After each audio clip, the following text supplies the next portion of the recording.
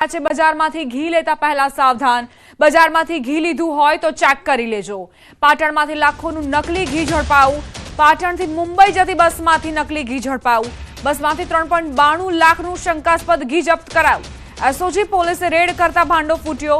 પાટણ શહેરના 9 વેપારીઓ પાટણથી મુંબઈ ઘી મોકલાવી રહ્યા હતા તેવી પોલીસ તપાસ બહાર આવી છે। એફએસએલની ટીમે શંકાસ્પદ ઘીના સેમ્પલ લઈ પૃથક્કરણ માટે મોકલ્યા। ખાસ વાત એ છે કે અગાઉ પણ પાટણમાંથી અલગ અલગ 2 જગ્યાએથી 8.14 લાખનું ઘી ઝડપાઈ ચૂક્યું હતું। બીજી તરફ સિદ્ધપુર જીઆઈડીસીમાંથી 20.31 લાખનો શંકાસ્પદ તેલનો જથ્થો ઝડપાયો હતો। પાટણ શહેરમાં અલગ અલગ 2 જગ્યાએ રેડ કરી ₹8,14,000નો ભેળસેળ યુક્ત બનાવટી ઘીનો જથ્થો પકડવામાં આવેલ છે। ત્યારબાદ સિદ્ધપુર જીઆઈડીસી ખાતે એક ફેક્ટરીમાં રેડ કરી ₹20,31,000નો ભેળસેળવાળો તેલનો જથ્થો પકડી પાડવામાં આવ્યો છે।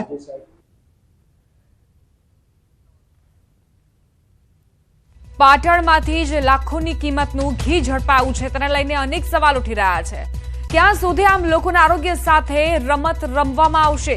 ક્યાં સુધી આ પ્રકારનું નકલી ઘી વેચવામાં આવશે? ભેળસેડિયાઓ આખરે કેમ પોલીસને ગાંઠતા નથી, આરોગ્ય વિભાગને ગાંઠતા નથી? લોકોના જીવ સાથે રમત કરનારનું સરઘસ નીકળશે કે કેમ તે એક મોટો સવાલ છે। તો પાટણમાં આજે જે 3.92 લાખનું શંકાસ્પદ ઘી ઝડપાયું છે તેની તસવીરો જુઓ। બીજી તરફ ઘી તેલ સહિત 6.59 લાખનું જે મુદ્દામાલ મળ્યો હતો તેનો જવાબ પણ હજુ સુધી પ્રાપ્ત નથી થયો।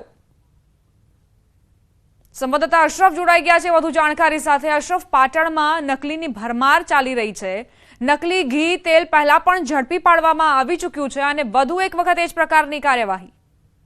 બિલકુલ દીપા, સૌથી મોટો સવાલ જ અહીંયા એ થાય છે કે પાટણમાં અનેક વખત અખાદ્ય પદાર્થો કહો કે નકલી ઘી અને નકલી તેલ ઝડપાવાનો મામલો, સમગ્ર મામલે દરેક વખત ક્યાંક એસઓજીને સમગ્ર આજે ડુપ્લિકેટ ખાદ્ય પદાર્થો હાથ આવે છે, પરંતુ જે સ્પેશિયલ ટીમ ફાળવા છે, જે કામગીરી ફૂડ એન્ડ ડ્રગ્સ વિભાગને સોંપવામાં આવી છે, તેમને હજી સુધી એક જ સફળ રેડ કરવામાં નથી। એટલે દરેક જગ્યાએ એસઓજીની સફળ રેડ છે। ત્યારે વધુ એક વખત શંકાસ્પદ ઘી ઝડપાયું છે અને આ ઘી પાટણથી મુંબઈ મોકલવામાં આવી રહ્યો હતો અને પોલીસ તપાસમાં જે રીતે જે ઘી છે તે પાટણ શહેરના જ 9 વેપારીઓ દ્વારા બોમ્બે મોકલવામાં આવી રહ્યો હતો। મહત્વની વાત છે કે આ 9 વેપારીઓ અગાઉ કેટલા સમયથી આ શંકાસ્પદ ઘીનો કારોબાર કરી રહ્યા હતા તે પોલીસ તપાસમાં સામે આવે છે, પરંતુ ચોક્કસ કહીશ કે દીપા, આજે જે ઘી પકડાયો છે તેની કિંમત 3.92 લાખ છે અને અગાઉ પણ પાટણ શહેરમાં 2 જગ્યાએથી 8 લાખથી વધુનો કિંમતનો શંકાસ્પદ ઘી ઝડપાયો હતો અને સામે સિદ્ધપુર જીઆઈડીસીમાંથી પણ 20 લાખથી વધુનો શંકાસ્પદ તેલ ઝડપાયો। એટલે કે એક બાદ એક